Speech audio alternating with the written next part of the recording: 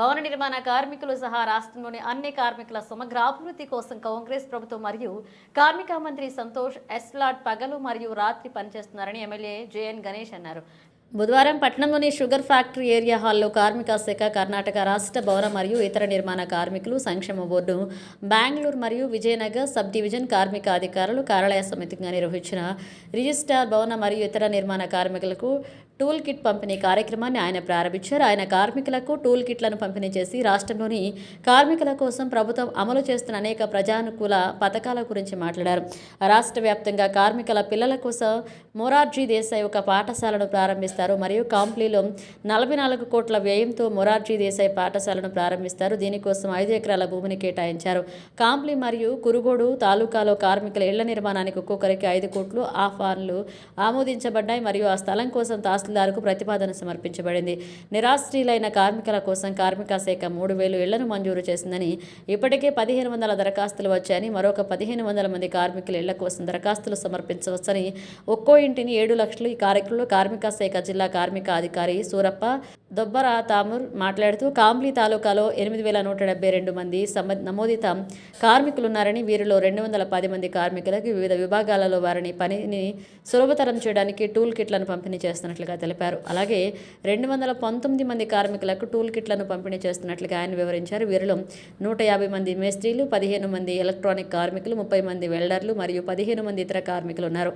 ఈ సందర్భంగా Hospet Kampli labour inspector Shivashankar Talwa, Ballari జిల్లా ప్లానింగ్ ఆఫీసర్ మౌనేష్, ఏపీఎంసీ అధ్యక్షుడు హబీబ్ రెహమాన్, మున్సిపల్ అధ్యక్షుడు B Prasad, standing committee chairman M Usman, సభ్యులు సిఆర్ హనుమంత, నామినేటెడ్ సభ్యులు డిఆర్ మౌనేష్, గడ్డి విరూపాక్షి, నాయకులు కిషోర్, బి సిద్దప్ప, రాఘవేంద్ర, సత్యన, సుధాకర్, ప్రజాప్రతినిధులు, నాయకులు వందలాది మంది పాల్గొన్నారు.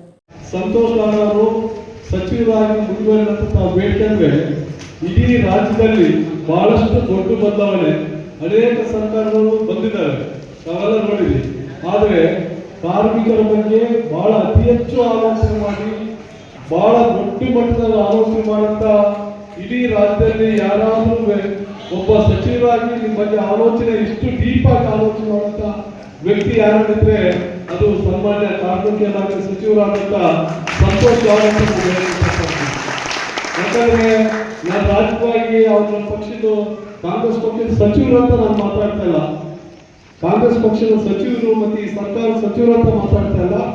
ನಿಜವಾಗ್ಲೂ ಬಹಳಷ್ಟು ಕಾಲಗಳಲ್ಲಿ ನಿಮಗೆ ಸಹಾಯ ಆಗಂತ ರೀತಿಯಲ್ಲಿ ಮಿನಿಮಮ್ ಒಂದು ದಿನಕ್ಕೆ 10 ತಾಸುಗಳ ಕಾಲ, ಮಿನಿಮಮ್ 5-6 ತಾಸು ಡಿಪಾರ್ಟ್ಮೆಂಟ್ ಕರೆಸಿ ನಾವು ಕಾರ್ಮಿಕರಿಗೆ ಯಾವ ರೀತಿ ಪ್ರೋಗ್ರಾಮ್ಸ್ ಅಂದ್ರೆ ಕಾರ್ಮಿಕ ಇಲಾಖೆ ಒಳ್ಳೆದಾಗ್ತಿರೋ ರೀತಿಯಲ್ಲಿ ಪ್ರತಿದಿನ ಆಲೋಚನೆ ಮಾಡಿ ಕೆಲಸ ಮಾಡುತ್ತ ಇಡೀ ದೇಶದಲ್ಲಿ ಯಾರಾದ್ರೂ ಇಷ್ಟು ಆಕ್ಟಿವ್ ಆಗಿ ಪವರ್ಫುಲ್ ಆಗಿ ಕೆಲಸ ಮಾಡಂತ ಇಡೀ ದೇಶದಲ್ಲಿ ಯಾರಾದ್ರೂ ಸಚಿವರು ಇದ್ರೆ ಅದು ಸಂತೋಷ್ ಲಾಡ್ ದಾದಾ ಅಂತ ನಾನು ಹೇಳ್ತಕ್ಕಂಥದ್ದು.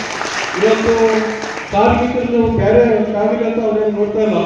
ನನ್ನ ಸ್ವಂತ ಕುಟುಂಬ ಇವತ್ತೇನು ಅವ್ರ ಕುಟುಂಬಕ್ಕೆ ಏನ್ ಹೆಲ್ಪ್ ಮಾಡಬೇಕು, ಆ ಕುಟುಂಬ ಆರ್ಥಿಕವಾಗಿ ಬೆಳಿಬೇಕು, ಅವ್ರ ಸ್ವಂತ ಕುಟುಂಬ ಆರ್ಥಿಕವಾಗಿ ಬೆಳಿಬೇಕು ಎಂಬ ರೀತಿಯಲ್ಲಿ ಒಂದು ತಂದೆ ಆಲೋಚನೆ ಮಾಡ್ತಾರೆ. ಅದೇ ರೀತಿ ಇಡೀ ರಾಜ್ಯದಲ್ಲಿ ಕಾರ್ಮಿಕರಿಗೆ ಒಳ್ಳೆಯದಾಗಬೇಕು ಎಂಬ ನಿಟ್ಟಿನಲ್ಲಿ ಆಲೋಚನೆ ಮಾಡಿ ಕೆಲಸ ಮಾಡಂತ ಸಚಿವರು ಯಾರಿದ್ರೆ ಅದು ಸನ್ಮಾನ್ಯ ಸಂತೋಷ್ ಲಾಡ್ ಅಂತ ನಾನು ಹೇಳ್ತಕ್ಕಂಥದ್ದು. ಇವತ್ತು ಇಡೀ ರಾಜ್ಯದಲ್ಲಿ ಏನ್ ಗ್ರಾಂಟ್ಗಳು ಬರ್ತಾವ ಅದ್ರ ಫಸ್ಟ್ನೇ ಗ್ರಾಂಟ್ ಕಂಪ್ನಿ ವಿಧಾನಸಭಾ ಕ್ಷೇತ್ರ ಇವತ್ತು ಬರ್ಕೊಂಡಿದ್ದೀವಿ. ಇಡೀ ರಾಜ್ಯದಲ್ಲಿ ಏನೇ ಇಂಪ್ಲಿಮೆಂಟ್ ಆದ ಕಾರ್ಮಿಕರಿಗೆ ಆ ಇಂಪ್ಲಿಮೆಂಟ್ ಫಸ್ಟ್ ಯಾವ್ದಾದ್ರು ತಾಲೂಕಿದ್ರೆ ಅದು ಕಂಪ್ನಿ ವಿಧಾನಸಭಾ ಕ್ಷೇತ್ರ ಅಂತ ನೀವು ಬರ್ಕೋಬಹುದು. ಯಾಕೆ ಈ ಮಾತು ಯಾಕಂದ್ರೆ ಇವತ್ತು ಸ್ವಂತ ಸಂತೋಷ್ ಅವರು ಒಬ್ಬ MLA ಆಗಿ ನೋಡ್ತಿದ್ದಾರೆ. ನಾನು ಇಲ್ಲೇ ನಿಂತ ಮಾತಾಡಕತ್ತೀನಿ, ಈ ಸ್ಟೇಜ್ ಮೇಲೆ ನಿಮ್ಮ ಮುಂದೆ ನಿಂತು MLA ಆಗಿದ್ದೀನಿ ಅಂದ್ರೆ ಅವ್ರು ಕೊಟ್ಟಂತ ಟಿಕೆಟ್ ಆ ಭಿಕ್ಷೆ ಇವತ್ತು 2 ಬಾರಿ MLA ಆಗಿ ಮಾಡಿದ್ದಾರೆ. ನಾನು MLA ಟಿಕೆಟ್ ತಗೊಂಡು ಹೋದಾಗ ಬೆಳಗ್ಗೆ ಮುಂಚೆ 5 ಗಂಟೆ 6 ಗಂಟೆಗೆ ಅವರು ಎಲ್ಲಿಗಾದ್ರೂ ಹೋಗ್ಬಿಡ್ತಿದ್ರು. ನಾನು 5 ಹೋಗಿ ಅವ್ರ ಮನೆ ಮುಂದೆ ನಿಲ್ತಿದ್ದೆ. ಮ್ಯಾಲಿಸ ಕಿಟಕಿಯಿಂದ ಸ್ನಾನ ಮಾಡಕ್ ಹೋಗ್ಬೇಕಾದ್ರೆ ಮ್ಯಾಲಿಸ ನೋಡ್ತಿದ್ದ, ಇವ್ರು ಬಂದ್ಬಿಟ್ಟ ನಾಳೆ ಅಂತಂದ್ರು. ಮ್ಯಾಲಿಸ ಜಗ್ಗಿ ಕೂಗಾರ, ಏ ಮಾಡೋ ಬರೀ ತೆಗಿಬೇಡ ಒಳಗ ಅಂತಂದು ಮೇಲೆ ಕರೆದು ಟಿಫನ್ ಮಾಡಿಸಿ ಡೆಲ್ಲಿ ಕರ್ಕೊಂಡು ಹೋಗಿ ಇವ್ನ ಹತ್ರ ಏನಾದ್ರೂ ಬದಲಾವಣೆ ಐತಿ, ಇವ್ನ ಟಿಕೆಟ್ ಕೊಟ್ರೆ 100% ಜನರಿಗೆ ಒಳ್ಳೇದಾಗ್ತೈತಿ, ಹಾಗಾಗಿ ಟಿಕೆಟ್ ಕೊಡ್ಬೇಕಂತ ಹೇಳಿ ಇವತ್ತು ಟಿಕೆಟ್ ಕೊಡಿಸಿ 2 ಸಾರಿ MLA ಮಾಡಿದ್ರೆ ಟಿಕೆಟ್ ಅಂತ ಕೊಟ್ಟಿಲ್ಲ. ಆರ್ಥಿಕವಾಗಿ ಸಹಾಯ ಕೂಡ ಮಾಡಿದ್ದಾರೆ. ಅಂಥವ್ರು ನಿಜವಾಗಿ ರಾಜಕಾರಣದಲ್ಲಿ ಬಹಳಷ್ಟು ಅಪರೂಪವಾದಂಥ ಸಚಿವರು ಅಂತ ನಾನು ಹೇಳಕ್ಕೆ ಇಷ್ಟಪಡ್ತೀನಿ. ಯಾಕಂದ್ರೆ ಬಹಳಷ್ಟು ಹೆಂಗೆ ಅದ್ರ ಬಗ್ಗೆ ಮಾತಾಡೋದು. ಮುಂದೆ ಬರುವಂಥ ದಿನಗಳಲ್ಲಿ ಇನ್ನು ಹೆಚ್ಚು ಅಧಿಕಾರ ವಹಿಸಿದ್ರೆ ನಿಜವಾದ ರಾಜ್ಯದಲ್ಲಿ ಬಹಳಷ್ಟು ಬದಲಾವಣೆ ಆಗ್ತದೆ ಅಂತ ಹೇಳಕ್ಕೆ ಇಷ್ಟಪಡ್ತೀನಿ. ಇವತ್ತೊಂದು ಖುಷಿ ವಿಚಾರ ಏನಂದ್ರೆ, ಈಗ ಬಜೆಟ್ ನಲ್ಲಿ ನಮ್ಮ ಕಾರ್ಮಿಕರಿಗೆ ಮಕ್ಕಳಿಗೆ ಬಹಳಷ್ಟು ಕಡುಬಡವರು ಇರ್ತಾರೆ. ಕಾರ್ಮಿಕರು ಅಂದ್ರೆ ಎಲ್ಲರೂ ಬಂದು ಆ ಮಕ್ಕಳಿಗೆ ಒಳ್ಳೆ ಶಿಕ್ಷಣ ಸಿಗಲ್ಲ. ಆ ಶಿಕ್ಷಣ ಸಿಗಲ್ಲ, ಹಾಗಾಗಿ ಏನಾದ್ರೂ ಹೊಸ ಬದಲಾವಣೆ ಮಾಡ್ಬೇಕನ್ನೋ ನಿಟ್ಟಿನಲ್ಲಿ ಅವರು ಕಾರ್ಮಿಕ ಮಕ್ಕಳು ಏನಿರ್ತಾರ ಅವ್ರಿಗೊಂದು ಮುರಾರ್ಜಿ ದೇಸಾಯಿ ಶಾಲೆ ತೆಗಿಬೇಕು ನಾವು. ಆ ಮುರಾರ್ಜಿ ದೇಸಾಯಿ ಶಾಲೆ ಕಾರ್ಮಿಕರು ಏನಿಲ್ಲ ತಾವು ತಮ್ಮ ಮಕ್ಕಳು ಮಾತ್ರ